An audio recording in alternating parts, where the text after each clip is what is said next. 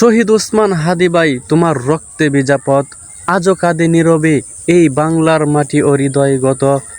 একটি জীবন কত স্বপ্ন ভাঙা, তবু তোমার ত্যাগে মাথা নত রাখা। মা আজও কাঁদে, ফিরে আসো ভাই, কিন্তু শহীদরা কি আর ফিরে যায়? তোমার স্বর্ণ ঘরে বাতাস কাঁদে, নীরব কান্না জমে প্রতিটি কোণে। হাদি ভাই, বুকের ভিতর আগুন নিয়ে মৃত্যুর মুখে দাঁড়িয়েছিলে, ভয়কে জয় করে বলেছিলে অন্যায়ের কাছে মাথা নত হয় না। এক ফোঁটা রক্ত, এক সমুদ্র ব্যথা, তোমার ত্যাগে বদলে গেছে কত কথা। আজও চোখ ভিজে যায় নাম শুনলে, শহীদের ঋণ কি পুরাবে কোনো দিন বললে। তো শহীদ ওসমান ভাই যেই পথ দেখে এগিয়েছেন, যে ইনসাফের দেশ কিভাবে করতে হবে পথটা দেখিয়ে দিয়েছেন। এই ইনসাফের দেশ গড়ার জন্য শহীদ ওসমান ভাই চলে গেছেন, কিন্তু ওনার আদর্শ রেখে গেছেন।